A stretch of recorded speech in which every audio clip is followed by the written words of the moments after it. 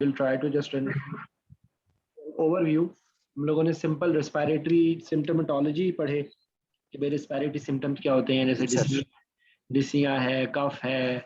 उसके बाद जो है आपकी जो फीवर हो सकता है, आपको शॉर्टनेस ऑफ ब्रेथ हो सकती है, ठीक है, हेमोप्टाइसिस हो सकता है, और कुछ इसके सिम्टम्स ऐसे होंगे कि जो मतलब बेसिकली कार्डिक सिम्टम्स के साथ कोरिलेट करेंगे, ठीक है ना। जैसे ऑर्थोपनिया है, पीएनडी है, और फिर उसके अंदर जो है वो आपका रिस्पायरेटरी डिस्ट्रेस के, फिर आप साइंस पे आएंगे तो रिस्पायरेटरी डिस्ट्रेस के साइंस होंगे, ठीक है, साइनोसिस होगा, जो है वो सीओपीडी के फीचर्स होंगे, प्लेथोरा और ये सारा कुछ है, ठीक है। तो बेसिकली हम लोगों ने यहाँ से स्टार्ट किया था, फिर कुछ हम लोगों ने फिजियोलॉजी के बाकी हम लोगों ने एस्पेक्ट्स को कवर किया था, ठीक है, उसके साथ क्लिनिकल कोरिलेशन के साथ ना।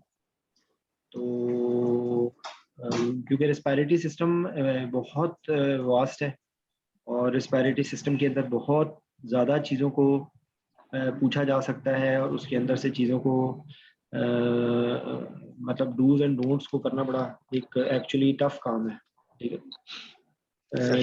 जैसे अगर हम मिसाल के तौर पे एक ऐसी बात करें कि जो एनेस्थीसिया होता है वो लंग फंक्शन पे किस तरह इफेक्ट करता है, क्या क्या एस्पेक्ट्स होते हैं जो चेंज होते हैं जब आपने एनेस्थीसिया दिया। ये सवाल आपसे ही है कि आपने एनेस्थीसिया दिया, ठीक है, तो जो जो नॉर्मल रेस्पिरेटरी फंक्शंस होते हैं उन पे कैसे इफेक्ट होता है। सर एक तो उसकी एफआरसी कम हो जाएगी, स्पेशली इन जीए सुपाइन में भी और वैसे भी। एक दूसरा ये कि हमारा हाइपर कार्बिक और हाइपोक्सिक रेस्पॉन्स होता है, वो जीए में खास तौर पर वो ब्लंट हो जाएगा सर। ठीक है, आप उससे पहले उससे भी पहले अगर आप चीज पे करें तो एक बहुत जो मेजर डिफरेंस हो जाएगा वो क्या हो जाएगा यूजुअली जब आपने जीए दे दिए। नॉर्मली हमारी जो रेस्पिरेशन होती है वो नेगेटिव प्रेशर वेंटिलेशन होती है हमारी, हाँ सर, वो हमारी नेगेटिव प्रेशर वेंटिलेशन है। हम यूजुअली जब मसल रिलैक्सेंट देते हैं that is positive pressure ventilation. Muscle relaxant उससे फिर मसल रिलैक्सेंट के नाम पे ना आए, ठीक है ना, मसल रिलैक्सेंट के नाम पे ना आए। आप सिर्फ ये बोलें कि जब आप जनरल एनेस्थीसिया देके आप उसको जब मैकेनिकली वेंटिलेट करते हैं तो ये पॉजिटिव प्रेशर वेंटिलेशन हो जाता है, ठीक है। तो उसका अगर मसल मसल एक मेरी मसल रिलैक्सेंट को इसके साथ शामिल ना कीजिए ना। जब आप मैकेनिकली वेंटिलेट कर रहे हैं, ये असल में हम लोग इसमें इसलिए मैं आपको कह रहा हूँ, ये मैं आपको एज ए कॉन्सेप्ट सिर्फ समझा रहा हूँ। मसल रिलैक्सेंट देना जरूरी नहीं होता वेंटिलेशन के लिए, मसल रिलैक्सेशन देना जरूरी नहीं होता। पॉजिटिव प्रेशर वेंटिलेशन फिर भी आप उसको जो है वो, अगर आपने इनहेलेशन एजेंट भी आपने डेप्थ ऑफ एनेस्थीसिया ऐसी रखी हुई है, या आपने उसको प्रोपोफोल और फैंटानिल और डेक्समेडिटोमेटिन और रेमिफेंटानिल का कॉम्बिनेशन देके दिया हुआ, तब भी रिस्पिरेशन उसकी खत्म हो जाएगी। तो ये मसल रिलैक्सेशन पाकिस्तान के अंदर देना लाजमी होता है, लेकिन वैसे it's not part of ventilation, ठीक है। बल्कि ये जो चीजें आप बता रहे हैं हमने इस्तेमाल नहीं की, और वी हैव टू मतलब वो आप ठीक है।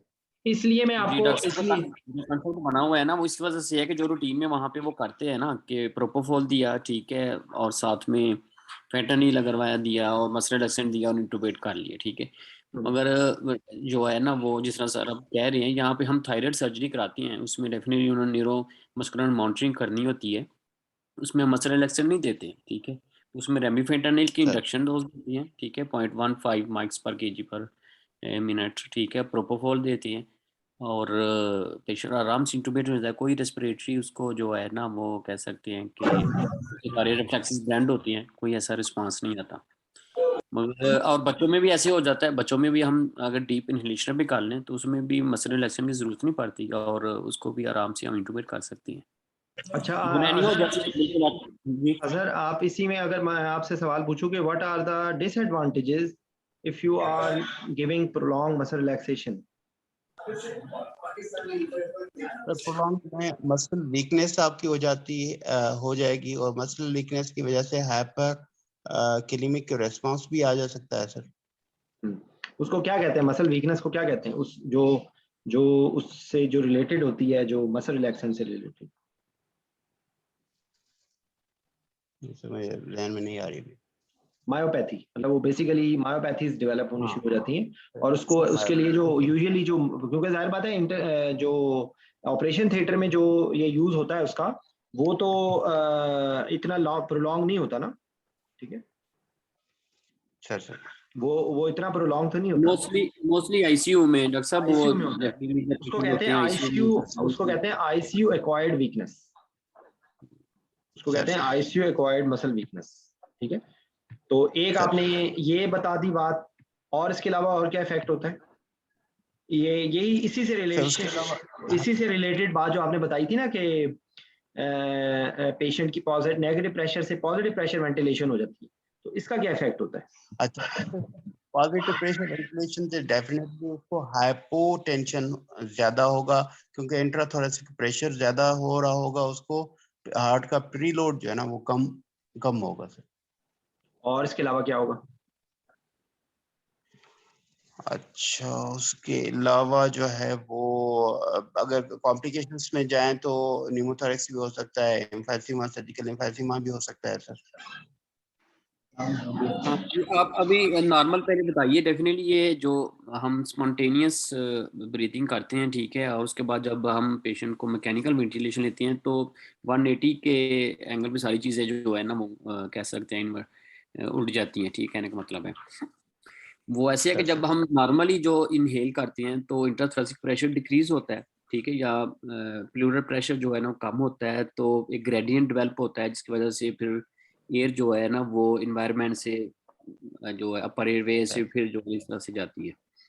और वही जो पैसिव जो उसकी जो होगी एनर्जी होगी वो एक्सपिरेशन में जो है यूज हो जाती है। और डायफ्राम जो होता है वो डेफिनेटली वो पहले कंट्रैक्ट होता है, लंग्स नीचे आते हैं, नेगेटिव प्रेशर होता है, ये सारे मैकेनिक्स जो होते हैं ना वो खत्म हो जाते हैं, जो नॉर्मल फिजियोलॉजिकल मैकेनिक्स होती हैं। और वेंटिलेटर पे डेफिनेटली जो है ना वो जो हम इंस्पिरेशन के दौरान जब हम उनको ब्रेथ वेंटिलेटर देता है तो वो पॉजिटिव प्रेशर चेस्ट कैविटी में जो है ना वो करता है, क्रिएट करता है। और जब उसको हम होल्ड करते हैं तो जो उसकी एक्सपिरेशन होती है उसमें नेगेटिव प्रेशर जो है चेस्ट में डेवलप होता है। तो उसी दौरान फिर ये है कि अगर एल्वुलाई कोलैप्स ना करे तो हम पीप जो है ना वो उसमें ऐड करते हैं ताकि एल्वुलाई जो है ना एक्सपिरेशन के लिए एंड एक्सपिरेशन के टाइम पे पीप करती है ताकि जो है ना वो इतना नेगेटिव प्रेशर ना हो कि एल्वुलाई जो है ना कोलैप्स हो जाए।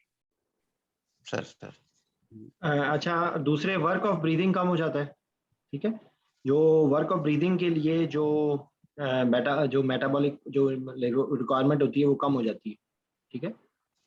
सर और एफआरसी जैसे आपने कम बताई थी, उसके बाद जो रिस्पॉन्सेज हैं वो कम हो गए थे। ये जस्ट एक मैंने एक फीलर आपको मैंने दिए। अच्छा, दूसरे एक और मुझे बताएं कि कोई लंग्स के कोई नॉन रेस्पिरेटरी फंक्शंस होते हैं?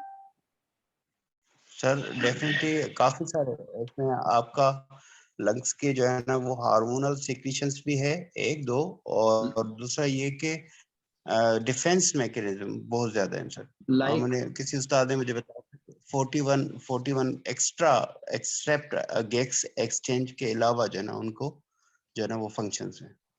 उनमें क्या क्या होते हैं? जैसे आपने हार्मोन का बताया, वो कौन से?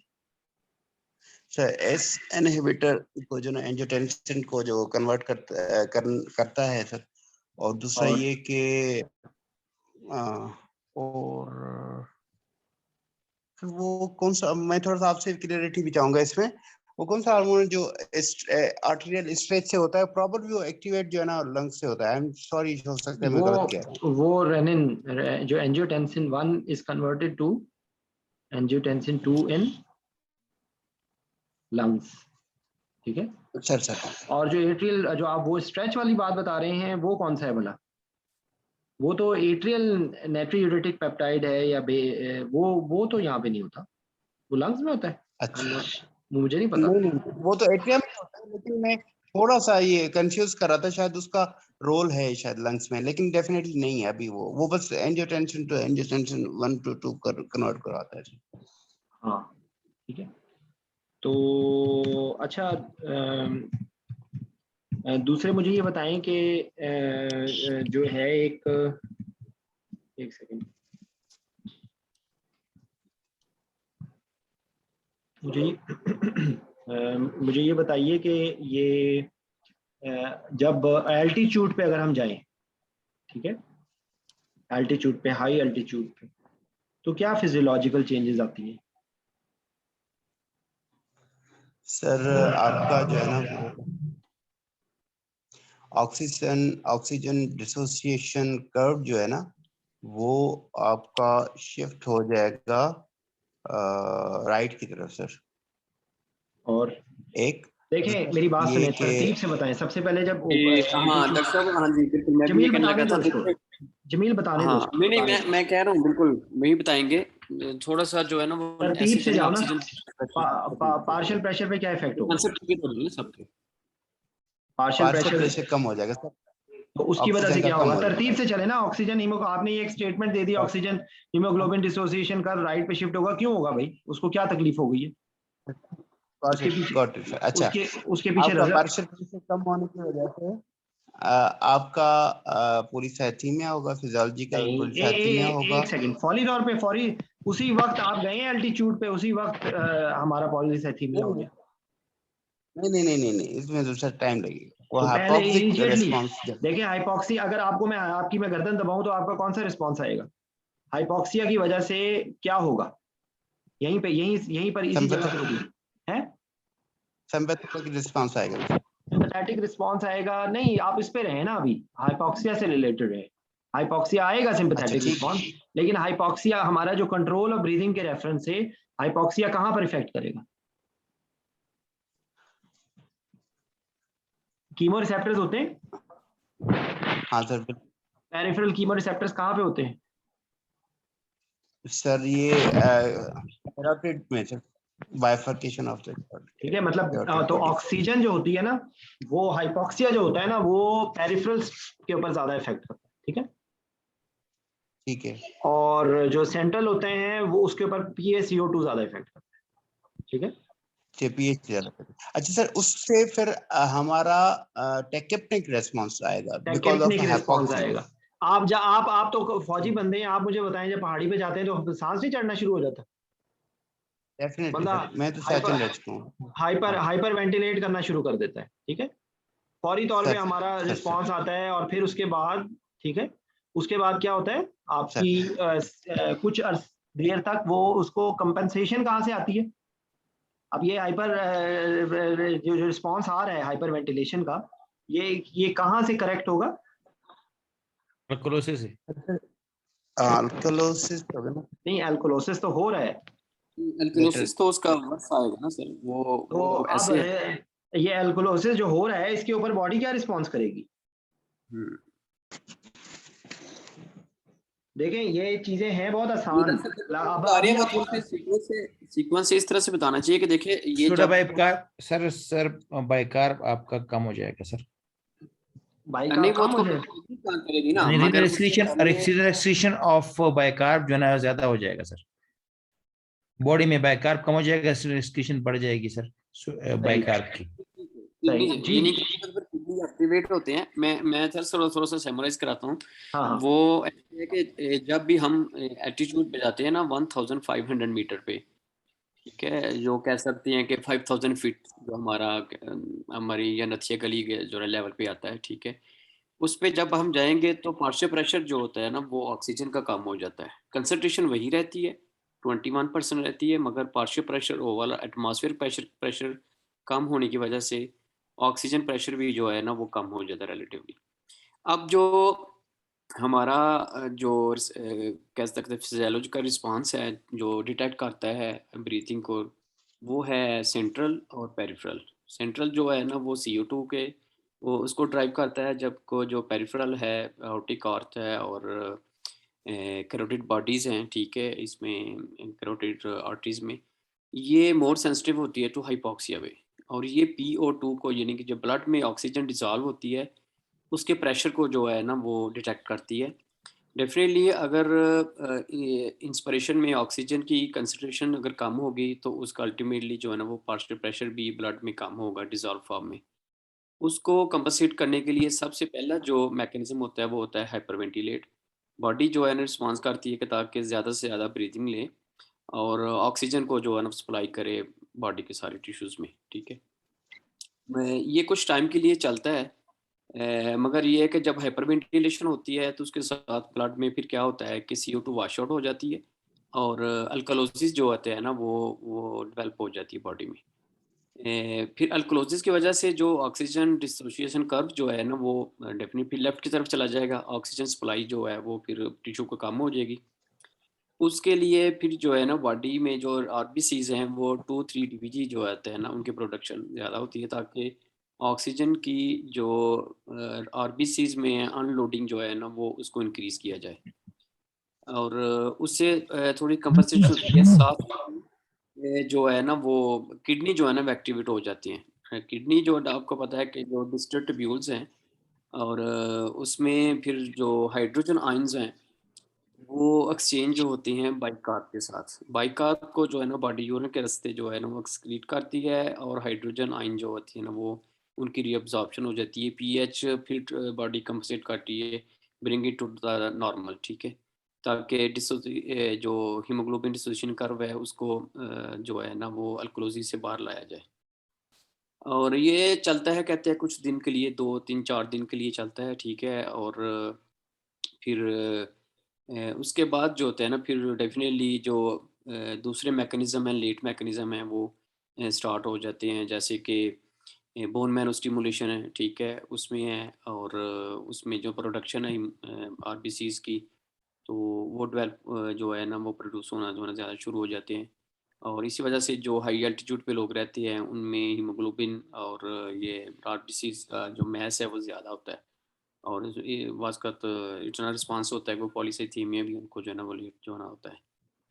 और ये क्रॉनिक अगर चेंजेस आ जाएँ तो वो बॉडी उनके साथ अडैप्ट कर लेती है। अब हम जो एनेस्थीसिया में पढ़ेंगे ना वो है एक्यूट जो है ना, अगर एल्टीट्यूड सिकनेस है ना वो हमारे लिए इम्पोर्टेंट है कि अगर आदमी जो है ना वो रैपिडली हाई एल्टीट्यूड पे जाए तो ये मैकेनिज्म जो है ना वास्कत इतनी जल्दी जो है ना वो डेवलप नहीं होते। ख़ास तौर पे जो हाइकर्स होते हैं, ठीक है, वो तो ट्रेनिंग लेते हैं, ठीक है, मगर अगर कोई आदमी बगैर ट्रेनिंग ले हाई एल्टीट्यूड पे चला जाए फ़ौरन तो उसमें फिर ये जो है ना वो high acute high altitude sickness जो है ना वो होती है।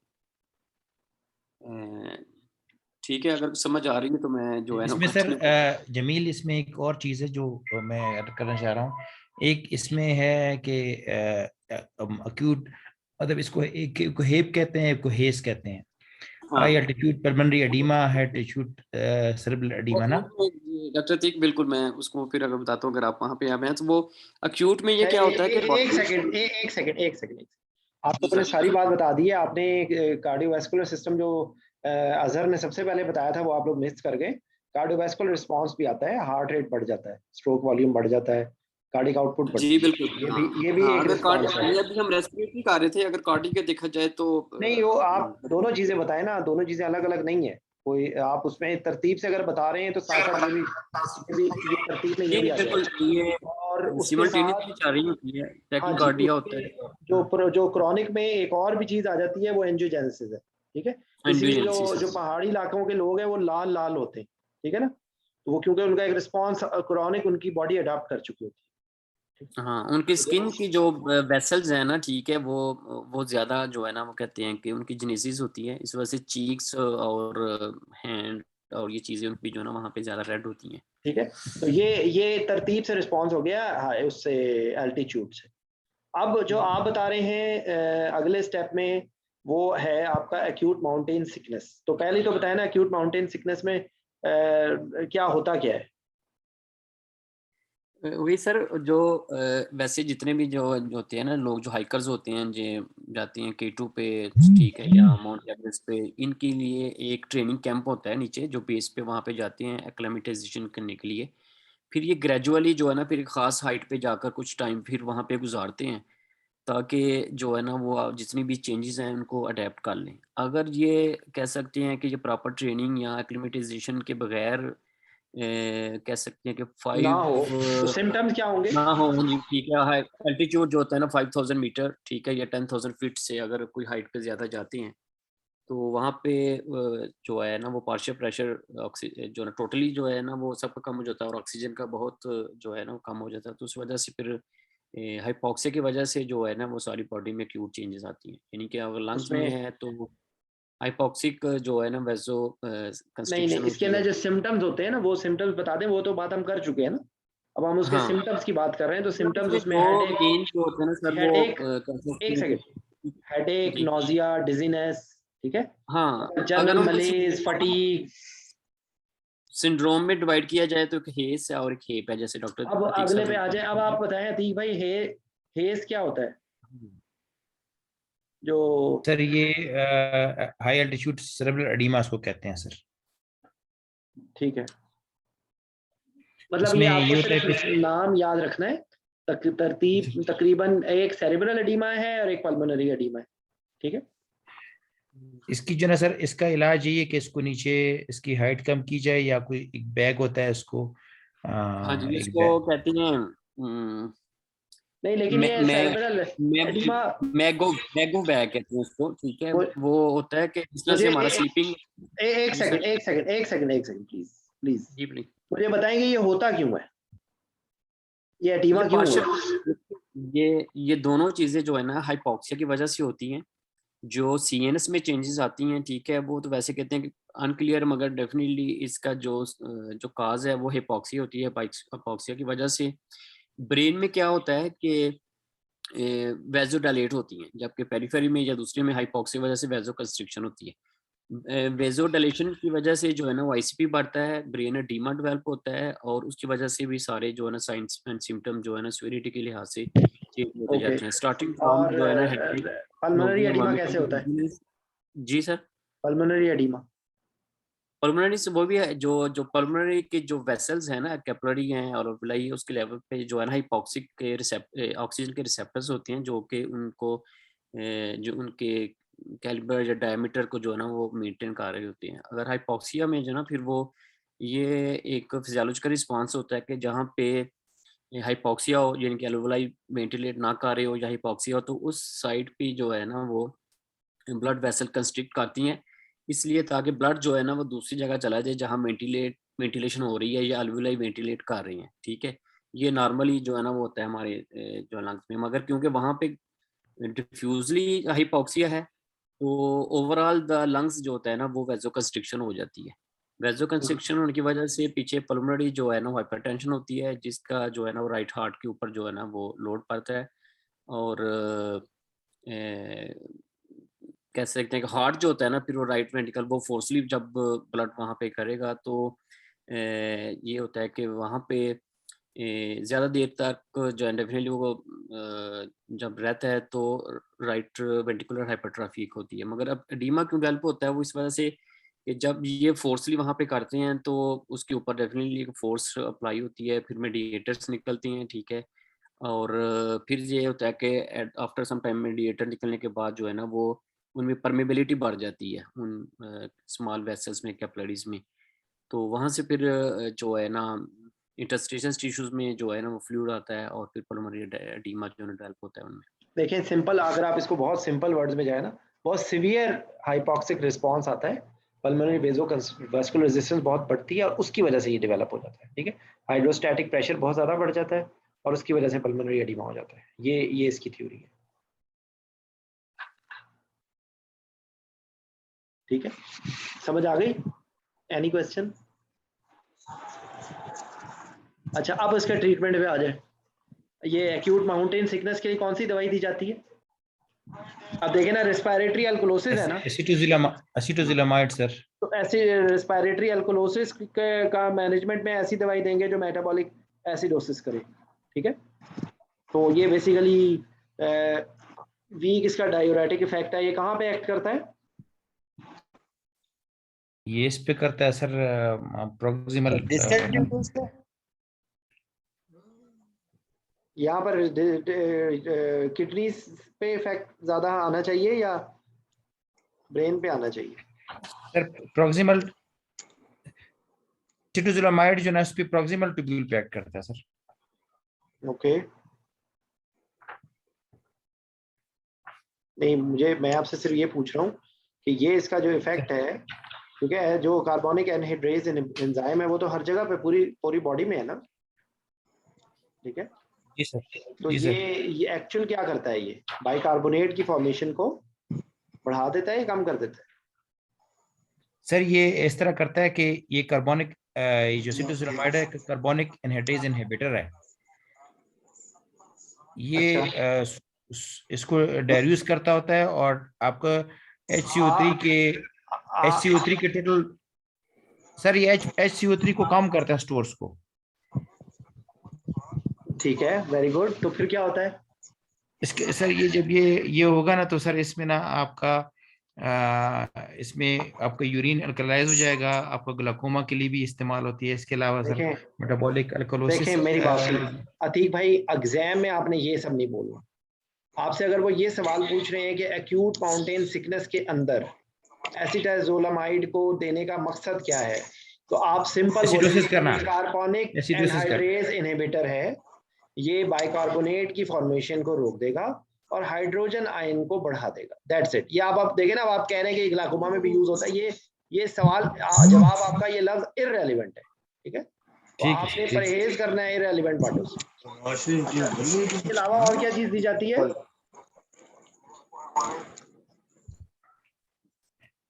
एक और चीज भी थी मुझे याद नहीं आ रही, लेकिन ये थे एसिटाजोलामाइड वैसे भी होता जनरलाइज है। एडिमा को कम करने के लिए ब्रेन के अंदर क्या चीज दी जाती है? स्टेरॉइड। स्टीरॉइड, ठीक है। तो स्टीरॉइड भी दिया जा सकता है। और इसके अलावा क्या चीज दी जाती है?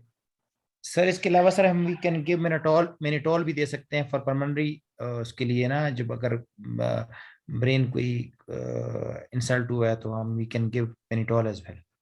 Mannitol, okay. What about frusemide? Sir ये भी सर फ्रूसमाइड भी दिया। इसके अलावा सर एक और चीज है, इसको सल्डेनाफिल भी यूज करते होते हैं हम फॉर परमानेंट हाइपरटेंशन या DVT के लिए। एंड कैल्शियम चैनल ब्लॉकर भी दी जाती है। कैल्शियम चैनल ब्लॉकर भी इस्तेमाल करते हैं। अच्छा बिल्कुल सही। जमील, आप वेपराइजर के बारे में बताओगे, वेपराइजर का क्या इफेक्ट होता है एट हाई अल्टीट्यूड? जो सर वेपोराइजर है, जो देखिए मॉडर्न प्लीज वेपोराइजर। एक सेकंड, सब लोगों से रिक्वेस्ट है अपने माइक म्यूट कर दिया करें। जो बोल रहा होता है सिर्फ वो अनम्यूट करे, जो नहीं बोल रहा होता प्लीज माइक, तो थोड़ा सा रिस्पॉन्सिबिलिटी का मुजाहरा किया करें। मुझे बार बार ढूंढ ढूंढ के मैं इसी काम में माइक म्यूट करने में लगा हुआ हूँ। जी जमील बताओ, वेपराइजर एट हाई अल्टीट्यूड। जी सर, जो वेपोराइजर है ना, डेफिनेटली ये अब जो मॉडर्न वेपोराइजर हैं, ये एटमॉस्फेयर प्रेशर के साथ इन तल्क नहीं होता, मगर ये है कि ये इनकी कंसंट्रेशन पे नहीं इफेक्ट पड़ता, क्योंकि जो जिस तरह से एक्चुअली हम देखते हैं ना सर, ये मैंने पहले बताया था कि हम जो भी इनकी सप्लाई देखते हैं ना वेपोराइजर की जो है ना, वो हम डायल पे तो कंसंट्रेशन देखते हैं, मगर ये ब्रेन पे ना इनका इफेक्ट पार्शियल प्रेशर के लिहाज से आता है। और ये भी ग्रेजुअली जो है ना, जो ही पार्शियल प्रेशर भी कम होता है तो उनकी भी कंसंट्रेशन जो होती है ना, वो अगर हम कह सकते हैं कि वो 2 पे ही मैक अगर उसे वो फ्लोरिन खोलते हैं तो वो उसको सेम डोज ही देगी। अब उसको मैं कैसे और एलोबरेट करूं जो है ना, नहीं सो नहीं, एक्चुअली मेरी बात सुनिए, अगर मॉडर्न वेपराइजर में ना कंपनसेशन हो तो एक्चुअली जब बैरोमेट्रिक प्रेशर कम होता है तो उसका इफेक्ट आता किस तरीके से? उसकी फिर डोज जो है ना ज्यादा डबल चली जाती है डबल चली जाती है, अगर ठीक है। मॉडर्न प्रेशर में। जब वहां पे क्योंकि एटमॉस्फेरिक प्रेशर कम है ना, तो वो डबल डोज चली जाएगी, मतलब इफेक्ट ज्यादा हो जाएगा, जी ठीक है। लेकिन हमारे मॉडर्न वेंटिलेटर्स में उसकी कंपनसेशन होती है, ठीक है।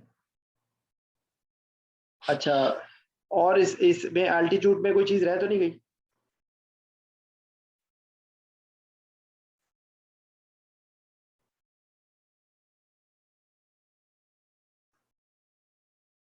ट्रीटमेंट में वो वही जो बस बताया था कि आपके सेंट्रली अगर वो कैल्शियम चैनल ब्लॉकर देती हैं, ठीक है, जो बता रही डॉक्टर साहब निकाली है, जहाँ फिर ये बैग है मोवक बैग जिसे कहते हैं, ये जो होते हैं इसमें एयर इन्फ्लेट करके तो आर्टिफिशियली जो होती है ना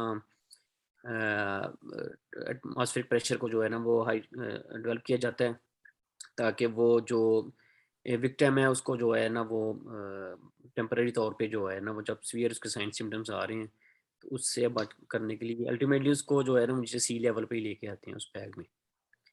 तो प्रॉपर ट्रीटमेंट इसका यही है कि उस पे उनको जो सी लेवल पे लाएंगे, प्रेशर जो है ना ठीक हो जाएगा।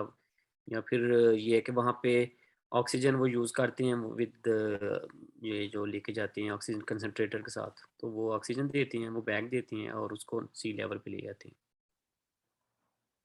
नहीं, ये आप डिकम्प्रेशन सिकनेस बता रहे हो? नहीं सर, एल्टीट्यूड में भी जो बैग ऊपर है ना, वहाँ से पेशेंट को जो डेफिनेटिव ट्रीटमेंट है ना, वो उसको नीचे सी लेवल पे लाने पे ही उसका वो ये इनकी साइन सिम्टम इतर होती हैं। ओके, ये सारी मेडिसिन देनी है, ठीक है, मगर ये है कि उसको सी लेवल पे पेशेंट को ना लेके आना है। ठीक है, ठीक है। अच्छा, किसी और का कोई क्वेश्चन है कि अतीक भाई कोई सवाल तो नहीं पूछना चाहते आप? सर नहीं, ये बड़ा जबरदस्त बताया सर। ठीक है, तो इसमें ये सर अगर एक और चीज, सर एक और चीज सर मैं थोड़ा सा बताना चाहता हूँ सर, ये रिगार्डिंग सर जो कार्बन डाइऑक्साइड सर ऑक्सीजन और जो नाइट्रस मिलाते होते हैं, इसका मुझे मुझे वो नाम भूल गया, उसमें ना उसमें भी सर आपने ऑक्सीजन को और नाइट्रस वाली जो सिलेंडर है इसको, इसमें ना आपने इसको हॉरिजॉन्टल पे रखना है, ठीक है। और जब जब यूज कर रहे हैं फॉर दी लेबर एनाल्जेसिया के लिए, तो दैट शुड बी, पहले इसको हिलाएंगे, इसके बाद इस्तेमाल करेंगे। हाँ, आप और एंटानॉक्स की बात कर रहे हैं? इंटरनॉक्स की बात करना, बिल्कुल बिल्कुल इंटरनॉक्स की बात कर रहा हूँ। नहीं, वो तो सी लेवल पे भी ऐसे ही करते हैं, ठीक है, उस वजह से कि डेफिनेटली दोनों का जो है ना क्रिटिकल टेम्परेचर जो होता है ना वो डिफरेंट है। इसमें ना वो, इसमें सर वो जम जाता है ना बिफोर वो माइनस। वो इस वजह से कि ऑक्सीजन का जो है ना वो क्रिटिकल टेम्परेचर और है और नाइट्रोजन का और है, ठीक है। जिस टेम्परेचर पे नाइट्रोजन या नाइट्रस गैस जो लिक्विड होगी उसमें वो ऑक्सीजन जो होती है ना वो गैसेस फॉर्म में होगी। तो सर्दियों में या फिर हॉरिजॉन्टल फॉर्म में ये हो सकता है कि ऊपर से जो है ना वो ऑक्सीजन जो है ना वो कह सकते हैं कि जल्दी जो है निकल जाएगी, ठीक है, पीछे नाइट्रस आ जाएगी तो हाइपॉक्सिक जो है ना गैस मिल सकती है। वो उसका ज़्यादा जो है ना वो एल्टीट्यूड से जो है ना वो कह सकते हैं कि टेम्परेचर पे इफेक्ट है उसका, या क्रिटिकल टेम्परेचर या क्रिटिकल प्रेशर के साथ अलग है।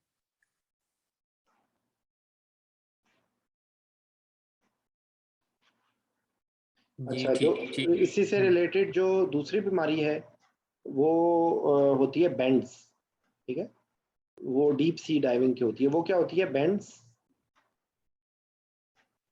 सर इस इवेंट्स में सर ये होता है कि बिकॉज ऑफ द डिफ्यूजन, इसकी वजह से ना, डिफ्यूजन की वजह से जो आप डीप डेप्थ में चले जाते हैं तो नाइट्रोजन की ज़्यादा डिफ्यूजन होती है।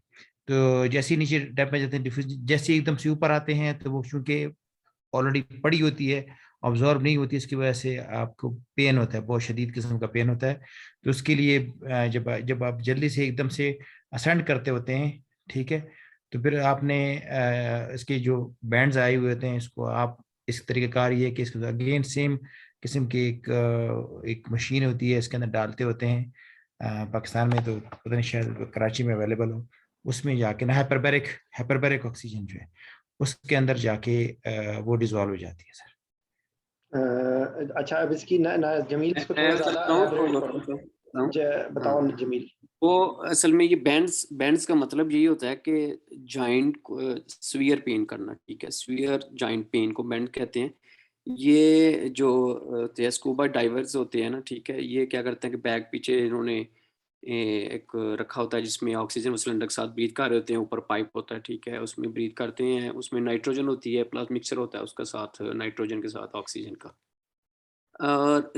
ये जब डेप्थ में जाती है मोर देन 20 फीट कह सकते हैं या 5 जमील मीटर से। एक मिनट, सॉरी, पहले आप सिर्फ इसकी जी बेसिक बात बता दो। नाइट्रोजन जो एल्टीट्यूड पे नॉर्मल हमारा सी लेवल पे नाइट्रोजन की सॉल्युबिलिटी का क्या होता है, और जब डेप्थ में जाते हैं तो वो प्रेशर जब बढ़ जाता है तो उसके ऊपर क्या इफेक्ट होता है, यहाँ से बात हाँ, स्टार्ट करो। वो बजाय इसके वो वो जो सर मैं बता रहा हूँ कि वो जी बिल्कुल, क्योंकि डेफिनेटली जो इस एक होता है हेनरीज लॉ, ठीक है, वो तो वैसे ये है कि जो प्रेशर अगर बढ़ने से गैस की या टेम्परेचर लो करने से जो गैस की सॉल्युबिलिटी जो है ना वो ज़्यादा हो जाती है। अब ये है कि जब हम डेप्थ में जाते हैं तो एटमॉस्फेरिक प्रेशर जैसे हम हाइट में जाते हैं तो कम होता जाता है, डेप्थ में जाते हैं सी लेवल में तो वो प्रेशर जो है ना वो बढ़ता जाता है। एवरी 10 मीटर पे जो है एटमॉस्फेयर प्रेशर जो है ना वो डबल हो जाता है, ठीक है सर। और जब ये डाइवर्स नीचे जाते हैं मोर देन 20 एक फीट मिनट पे जमील, सॉरी मेरा दिमाग कहीं और रह गया है। आपने हेनरी लॉ जी क्या बताया है? फिर दोबारा से बताना Henry law. Henry law sir ये एक्सप्लेन करता है कि कोई भी गैस की जो सॉल्युबिलिटी है ना उसके लिए दो फैक्टर जो है ना वो बड़े कहते हैं इफेक्ट करते हैं। एक है पार्शियल प्रेशर ओवर द, हाँ प्रेशर ओवर द गैस और टेम्परेचर, ठीक है सर। अच्छा, अगर मुझे टेम्परेचर के बारे में नहीं पता था, मुझे सिर्फ प्रेशर, पार्शियल प्रेशर का सर पता। टेम्परेचर कम किया जाएगा ना तो गैस की सॉल्युबिलिटी जो है ना उसके ऊपर उसके लिए कम प्रेशर देना पड़ेगा और वो कह सकते हैं कि उसके अंदर डिजॉल्व रहेगी। मैं इसकी मिसाल देता हूँ, ये जो हमारी पेप्सी कोला है, ठीक है, ये जो बॉटल्स हैं इनमें CO2 जब ये डालते हैं ना कंपनी वाले, तो वो जो है ना उसके ऊपर प्रेशर के साथ जो है ना वो उसको डिजॉल्व करते हैं। फिर वो कहते हैं जी इन ड्रिंक्स को जो है ना आप ठंडी जगह पे रखें। उसकी वजह ये है कि जो उसकी सॉल्युबिलिटी गैस की जो है ना वो मेंटेन रहती है, ठीक है सर। और CO2 को इसी तरह ये हेनरी लॉ के मुताबिक ही इनके हेनरी ऊपर लॉ जो में है ना ना, जमील, मैंने भी इसको आपसे बात करते हुए मैंने कंफर्म किया है, टेम्परेचर का जिक्र हेनरी लॉ में नहीं है, ठीक है, सिर्फ पार्शियल अच्छा प्रेशर का कोई इफेक्ट होता होगा, लेकिन हेनरी लॉ की जो ये स्टेटमेंट है मैंने ना उसमें पार्शियल प्रेशर, और मैं इसलिए मैंने थोड़ा सा कंफ्यूज हो गया था। आठ पार्शियल पास में प्रेशर, फिजिक्स में पढ़ा था, जितनी ज्यादा पार्शियल प्रेशर होगा ना उतनी ज्यादा उतनी ज़्यादा गैस, सॉल्युबिलिटी होगी। उतनी ज्यादा डिसॉल्व होगी, ठीक है। तो और उसमें मैंने पढ़ा था कि अगर उसका जो जिसमें ये डिसॉल्व है अगर उसका टेम्परेचर कम होगा तो सॉल्युबिलिटी भी ज्यादा रहेगी, अगर उसका टेम्परेचर ज्यादा हो जाएगा तो गैस वहां से एस्केप करेगी, उसकी देखो सॉल्युबिलिटी कम जमील, हो जाएगी। मेरी बात सुनो, सॉरी, मैं सर इसको ठीक है मैं आपको जो बताना चाह रहा हूँ ना, मैं बताना जो चाह हाँ रहा हूँ, मैं ये बताना चाह रहा हूँ कि हेनरी लॉ नहीं है ये होगी बात आप जो बता रहे हैं, ये बिल्कुल ठीक होगी जी बात, लेकिन हेनरी लॉ के अंदर सिर्फ पार्शियल प्रेशर का जिक्र है। हेनरी लॉ की, क्योंकि वहां पर जब एग्जाम में तो आपको बिल्कुल स्पेसिफिक रहना होता है ना, जी एग्जाम में आप हर मैं बात सर ठीक बताने वाली नहीं है, होती, हर हाँ बात ठीक है, एग्जाम के अंदर वाइवे में हर बात नहीं बोलनी होती, ठीक है, क्योंकि वो चलिए ठीक है। उनकी, मगर जो है ये मैंने पढ़ा हुआ है, मगर ठीक है मैं जो है ना वो एग्री हूँ आपकी बात से, ठीक है कि पार्शियल प्रेशर जो है ना वो तो आप वही बात जब पे जितना वापस आ ज्यादा जाओ पार्शियल प्रेशर हो। कि जब पार्शियल, जी सर, यही बेसिस है इसकी, कि हेनरी लॉ के ठीक है सर, मुताबिक जब पार्शियल प्रेशर कम हो जाएगा, जब सॉरी नीचे जब डेप्थ में जाते हैं तो पार्शियल प्रेशर बढ़ जाता है, ठीक है, तो गैस की सॉल्युबिलिटी बढ़ जाएगी। अब वो जब एकदम से ऊपर वापस आएगा तो अब उसको बाहर निकलने का नहीं मौका मिलेगा, तो वो डिफरेंट टिश्यूज में वो तेजी से जो है ना वो, हाँ जी, वो वहाँ डिजॉल्व होती है ना, तेजी से निकलती है और जो स्मॉल वेसल्स होती है ना वहाँ पे वो स्टक हो जाती है, ठीक है सर। वो उसमें आ जाते हैं हमारे ये जॉइंट्स हैं जितने, ठीक है, और CNS है, इनमें जो है ना वो मोस्टली जो है ना वो ये इसके इफेक्ट्स जो है ना वो आते हैं जॉइंट में जब वो, अब ये है कि अगर वो ग्रेजुअली आता है ना, ठीक है, तो उसमें इतना टाइम उनको मिल जाता है कि वो जो होती है ना डिजॉल्व फॉर्म में ग्रेजुअली फिर आती है प्लाज्मा में और फिर जो है ना एक्सेल हो जाती है। सर मगर अगर ग्रेजुअली, सर ग्रेजुअली इसका जो रेट है ना, that is rate of ascent should be 1 feet per minute, हाँ बिल्कुल, तो ठीक है। हॉरिजॉन्टली और चलते हैं कुछ टाइम लें तो फिर जो है ना वो ऊपर आए, अगर वो बिल्कुल स्ट्रेट ऊपर आते हैं, ठीक है, तो उनमें ये सिम्टम जो है ना वो आ सकते हैं स्कूबा डाइवर्स में। तो अगर वो माइल्ड सिम्टम है डेफिनेटली उनमें बेंड्स होंगे, जॉइंट्स पेन होगी, और अगर वो CNS में है, अगर जो है ना वो सीवियर फॉर्म में, फिर वही हेडेक और विजुअल डिस्टर्बेंस है, जो है कन्वर्जन जो है ना, पेराप्रेसिस, लॉस कन्वर्जन ऑफ तक, कॉन्शियसनेस। जी जी बिल्कुल हाँ सर, जी, लॉस ऑफ कॉन्शियसनेस जो है ना वो होते हैं। इवन जो और इसमें सर, ट्रीटमेंट इसमें इस इसकी जो है ना डेफिनेटली ये हर जगह पे नहीं है अवेलेबल, जिस तरह से आपने बताया कि हाइपरबैरिक जो है ना चैम्बर में इनका है कि आर्टिफिशियली जो है ना वो दोबारा उतना प्रेशर जो है ना 2 एटमॉस्फेयर या 3 एटमॉस्फेयर डेवलप किया जाए और फिर ग्रेजुअली उस प्रेशर को रिलीज किया जाए, तो फिर जो होती है ना वो ग्रेजुअली ना उसकी एक्सेल होती है नाइट्रोजन की। इसके सारे मैनेजमेंट भी जो ना वो ABC से स्टार्ट होती है सर, हाँ एयरवे दूसरा प्लस। फिर इसका और बड़ा इंटरेस्टिंग है ट्रीटमेंट के, इसी एक चैम्बर में इसको डालकर ऑक्सीजन लगाकर इसको फिर नीचे फिर डेप्थ में दोबारा भेजा जाए और फिर ग्रेजुअली फिर ऊपर लाया जाए, ठीक है, कैसे कि आवर्स में जो है ना फिर ऊपर ग्रेजुअली लाया जाए, तो उसमें भी पेशेंट जो है ना वो ठीक होते हैं। ये सी लेवल पे ही कुछ उन्होंने कुछ सेंटर्स होते हैं जो ये ऐसे करते हैं, मगर डेफिनेटली हमारे मुल्क में ये चीज़ नहीं है, ठीक है सर। जो ये फ्लूइड इसके इस्तेमाल करते हैं वो कौन से इस्तेमाल करते हैं जमील भाई?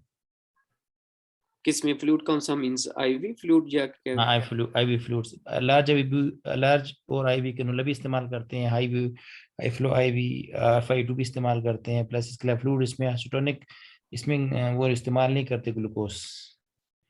डेफिनेटली जब कोई भी ब्रेन की जब जिसमें ब्रेन एडिमा हो या ब्रेन की इन्वॉल्वमेंट हो तो उसमें जो है ना हाइपोटोनिक जो है ना फ्लूइड नहीं इस्तेमाल करते डेफिनेटली, उसके फिर अपने आप को पता ही कि वो ब्रेन को एडिमा को और जो इंक्रीज करेगा। को इसमें वो रखते हैं सुपाइन पोजीशन में रखते हैं मैक्सिमली। किनको? पेशेंट को जो है ना, पेशेंट डेफिनेटली वो जो उसकी कंडीशन होती है वो स्पाइन में ही रहेगा बिल्कुल। सुपाइन पोजीशन में क्यों रखते हैं? करना तो उसको नहीं होगा, उसकी तो कंडीशन ऐसी हो नहीं होगी। देखें मुझे बताएं स्पाइन पोजीशन में क्यों रखते हैं?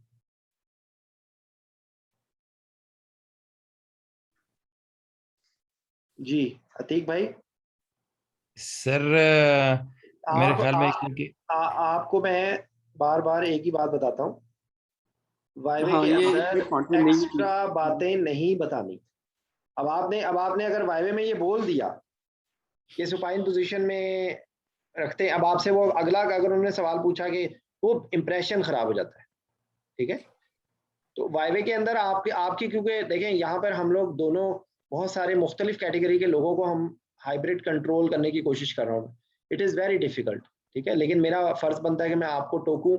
आपने फजूल बातें नहीं बोलनी, आपने टू द पॉइंट इसमें अगर वो आपसे ये पूछेंगे ना टेबल वाइवे में क्वेश्चन, ठीक है, and actually this is expected question, क्योंकि जो हर दफा ना कोई एग्जामिनर जो होते हैं वो नए क्वेश्चन सर्च कर रहे होते हैं, ठीक है?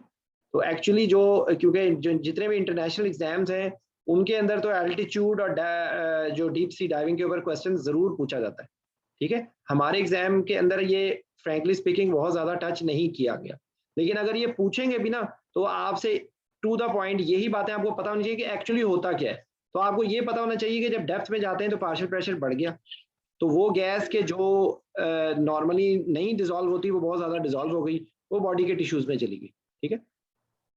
जब अगर हम सडनली वापस आए तो अब आपने वही चीजों को दोबारा करना है। जो ज्यादा इंपॉर्टेंट बातें इसके अंदर रिकम्प्रेशन वगैरह की बातें, ठीक है, ना कि पोजीशन के मुताबिक। और किताब की बातों को हर बात को रिप्रोड्यूस नहीं किया जा सकता, इसलिए वहां पर आपने अपने आप को उस जो सिनेरियो है ना उसमें आपने सिर्फ पास करना है। अगर आप पास करने से ज्यादा की कोशिश करेंगे या ज्यादा बातें बताएंगे तो जितनी ज्यादा बातें बताएंगे उतना ज्यादा फंसेंगे, ठीक है? तो इसके अंदर मेनली चीज है ही रिकम्प्रेशन और हाइपरबैरिक ऑक्सीजन। अगर आपने ये दो बातें बता दी हैं, बाकी सपोर्टिव ट्रीटमेंट है, ठीक है? और as with any other condition इसके अंदर वही वाली कंडीशन है कि आपने जो रिवर्सिबल फैक्टर जो होते हैं, जो कोई भी न्यूरोलॉजिकल इंजरी को, जो इन्फ्लेमेटरी इंजरी को बढ़ाते हैं, उन फैक्टर्स को आपने अवॉइड करना है, ठीक है? तो ये बेसिक प्रिंसिपल वही है। अब आपने पोजीशन बोल दिया, अब आप उसको एक्सप्लेन ना कर सके तो आप फंस जाएंगे, ठीक है? ठीक भाई, तो ये है जी आपका डिकम्प्रेशन सिकनेस। अच्छा, हाइपरबैरिक ऑक्सीजन थेरेपी होती क्या है? हाइपरबैरिक ऑक्सीजन थेरेपी का क्या मतलब होता है? इसमें सर 3 एटमॉस्फेयर प्रेशर पे आपको वो ऑक्सीजन देते होते हैं, प्रेशर नहीं, एक सेकंड, हाइपरबैरिक थेरेपी का मैकेनिज्म क्या होता है, मकसद क्या होता है? ऑक्सीजन कंटेंट बढ़ती है, ये ठीक है, एक बात हो गई। इसमें किस पर ज्यादा इफेक्ट होता है?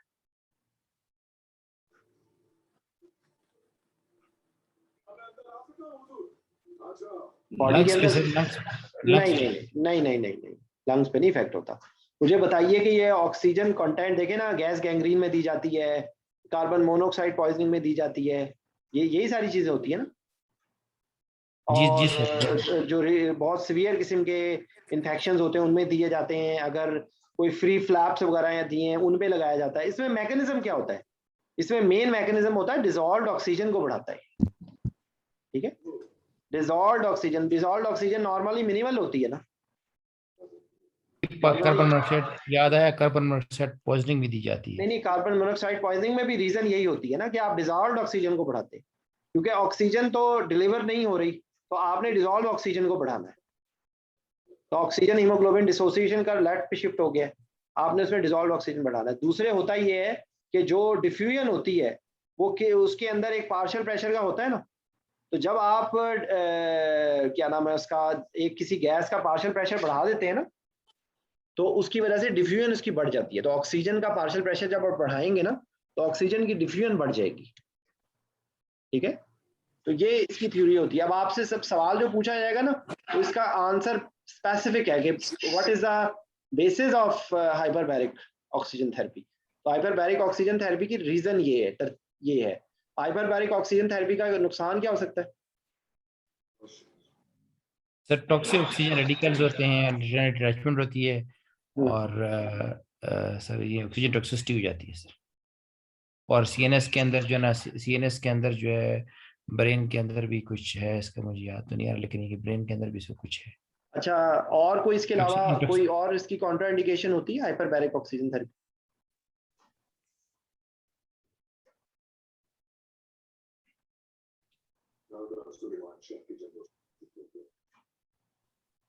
जहां पे बहुत ज्यादा ऑक्सीजन मतलब सौदा समझ लें कि अगर बहुत ज्यादा ऑक्सीजन की थेरेपी की कहाँ पे प्रॉब्लम्स होती हैं, वो भी इसमें आ जाते हैं, ठीक है।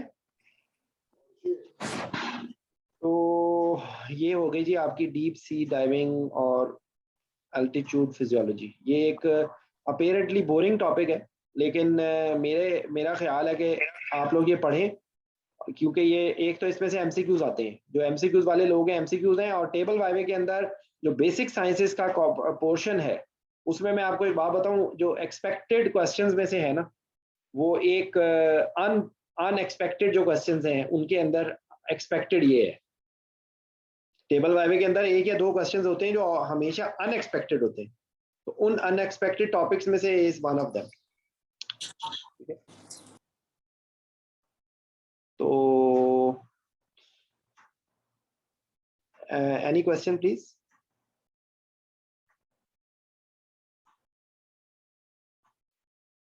जी, कोई क्वेश्चन पूछना चाहता है?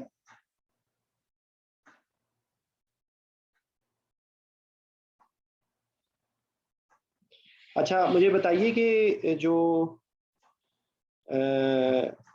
और कौन कौन से लॉज हैं जो रेस्पिरेटरी सिस्टम में यानी कि इनकी इम्प्लीकेशन हो रही होती है, या इक्वेशंस या लॉज, या आपको एक लिस्ट बनानी चाहिए? सर लैप्लेस लॉ है सर। लैप्लेस लॉ कहाँ पे यूज होता है? सर ये अलवलाई वगैरह में सर इस्तेमाल होता है सर इसका।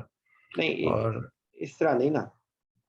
लैप्लेस लॉ कहाँ पे उसकी क्लिनिकल कहाँ पे होती है? लैप्लेस लॉ की होती है सरफेस टेंशन से रिलेटेड, है ना? जी सर। तो अगर 2T इंटू मेरे हाल में आ रही है, और इसमें pressure is equal to 2T over R, ठीक है। हाँ सर। तो जो ये सरफेस टेंशन और जो प्रेशर एल्वुलाई की रिक्रूटमेंट और वो उसके अंदर यूज होता है ये, ठीक है। जो रेस्पिरेटरी डिस्ट्रेस सिंड्रोम होता है उसके अंदर यूज होता है। हेनरी लॉ की हमने बात कर ली। ऑक्सीजन कंटेंट का, oxygen delivery, oxygen flux, oxygen cascade, उसके बाद एल्वुलर गैस इक्वेशन, ठीक है। उसके बाद जो है आपका oxygen content sir, oxygen content बड़ा इंपॉर्टेंट है जी। हम लोगों ने किया था, आप आए नहीं थे। ऑक्सीजन कंटेंट के अंदर ऑक्सीजन के साथ जो बाउंड होती है हीमोग्लोबिन के साथ और डिसॉल्व होती है, ठीक है। तो जो है वो डिफरेंट टाइप ऑफ हाइपोक्सिया के अंदर उसका किस तरीके से इफेक्ट होता है ऑक्सीजन कंटेंट पे। सबसे ज्यादा इफेक्ट किस में होता है? हाइपोक्सिया। कौन से हाइपोक्सिया में ऑक्सीजन कंटेंट सबसे कम होती है? ऑक्सीजन कंटेंट में का सबसे बड़ा डिटर्मिनेंट कौन सा है? Sir hypoxic hypoxia. नहीं, हाइपोक्सिया तो है। मेरा सवाल क्या है? मेरा सवाल है कि ऑक्सीजन कंटेंट का सबसे बड़ा जो है वो डिटर्मिनेंट क्या होता है? सर इसका डिटर्मिनेंट जो होता है सर, इसका वो है सैचुरेशन ऑफ। देखिए, सैचुरेशन, ऑक्सीजन की जो सैचुरेशन होती है वो फ्रैक्शन में होती है। सबसे बड़ा नंबर कौन सा होता है जिससे मल्टीप्लिकेशन में सबसे ज्यादा? देखें ना, ये तो प्योर मैथमेटिक्स है। सबसे बड़ा डिटरमिनेंट जो होता है वो हीमोग्लोबिन कॉन्सेंट्रेशन होती है भाई, सबसे इंपॉर्टेंट।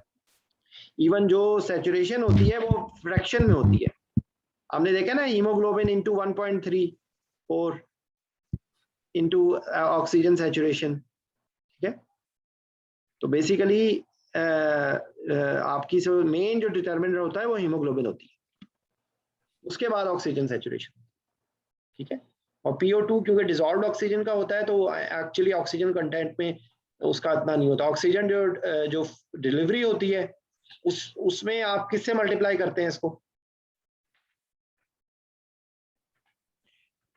सर इसमें जो इसकी इक्वेशन है दैट इज इसमें 1.35 इनटू नहीं एक सेकंड, ऑक्सीजन कंटेंट के बाद अब आपने ऑक्सीजन डिलीवरी निकालनी है तो इसको किसी चीज से मल्टीप्लाई कर देंगे तो वो ऑक्सीजन डिलीवरी निकल आएगी। वो क्या चीज होती है?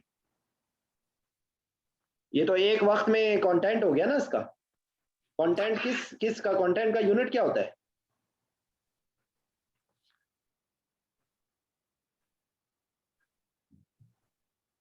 ml/dl, ठीक है। तो ये पर डेसीलीटर ऑफ उसके अंदर ब्लड के अंदर है। तो अब आपने उसको पहुंचाना है तो कौन से फैक्टर की तरह वो पहुंचा रहा होता है, यानी कि कौन सर एक cardiac output plus oxygen content plus नहीं भाई, multiply sorry cardiac output into oxygen content. ठीक है, ये आप कॉन्सेप्ट को समझ लीजिए ना। ऑक्सीजन किसी चीज को, हार्ट का काम होता है किसी चीज पे को डिलीवर करना। हार्ट का जो फंक्शन है, ऑक्सीजन को रिसीव कर लिया लंग्स ने, अब उसको पहुंचाने के लिए जो चीज होगी वो हार्ट का फंक्शन है, ठीक है। तो इसी को ऑक्सीजन डिलीवरी भी कहते हैं, इसी को ऑक्सीजन फ्लक्स भी कहते हैं, ठीक है। तो ये हो गया। उसके बाद आपको शंट इक्वेशन आनी चाहिए जो कि कभी याद नहीं होती, ठीक है। फिजियोलॉजिकल शंट बॉडी में ये है फार्मूला है उसका, वो है CCO ऑक्सीजन का कैपिलरी लेवल पे माइनस फिर आर्टेरी लेवल पे फिर कैपिलरी लेवल पे उसका जो है और फिर माइनस फिक्स्ड वीनस जो होता है। नॉर्मली हमें पता है ये 5 to 7% होती है शंट जो। नहीं, लेकिन physiological what are the places where physiological shunt occurs? Sir वो एक तो इंट्रापल्मोनरी और इंट्राकार्डिक है ना दोनों। एक तो जिस तरह जो कार्डिक सप्लाई है, ठीक है, जिनकी अपनी हार्ट की सप्लाई है वो कोरोनरी साइनसेस के थ्रू जो है ना वो राइट हार्ट में खुलती है, तो वो भी उनको क्या कहते हैं? वो कौन सी वेन्स होती हैं? हाँ उसको कहते हैं सेबेजियन वेन। सेबेजियन वेन, ठीक है। और जो दूसरी जो आप जो पल्मोनरी बता रहे हो वो कौन सी होती है? पल्मोनरी में सर वो ये कि नॉन कह सकते हैं कि वेंटिलेटर जो अल्वलाई है, ठीक है, वहाँ से जो ब्लड आता है, ठीक है। और सॉरी ये दूसरा फिर ये जो लंग्स की आर्टेरियल सप्लाई है तो वो भी जो होती है ना फिर वो ये पल्मोनरी वेन्स में जो है ना वो आके मिलती है, तो उससे भी जो है ना उसकी फिर वो शंटिंग होती है। पल्मोनरी वेन्स होती हैं या ब्रोंकियल वेन्स होती है? हाँ ब्रोंकियल वेन्स जो होती है ना वो आके पल्मोनरी वेन्स में। पल्मोनरी वेन ने तो पूरी जिस्म का ऑक्सीजनेटेड खून लेके जाना है भाई। ब्रोंकियल नहीं लेके वो जो ब्रोंकियल होती है जमीन, ब्रोंकियल होती है। ब्रोंकियल लंग्स को लेके आती है ना सप्लाई जो होती है ना, वो मैंने कहता कि जो उसकी वजह से जो शंटिंग हो रही थी ना, जो पल्मोनरी वेन है उसमें तो ऑक्सीजनेटेड ब्लड है ना, और जो ब्रोंकियल वेन है उसमें डीऑक्सीजनेटेड ब्लड होता है। हाँ जी, ठीक है। अच्छा, तो और कौन सी कंडीशंस होती हैं जिनके अंदर शंट होता है? टेलेक्टेसिस में भी embolism, pulmonary embolism, pulmonary embolism is one of them. और इसके अलावा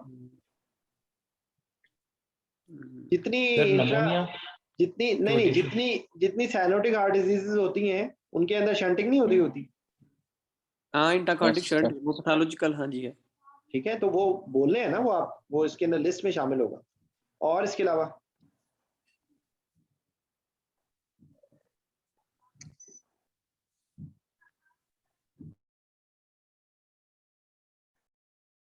और कोई चीज रह गई है?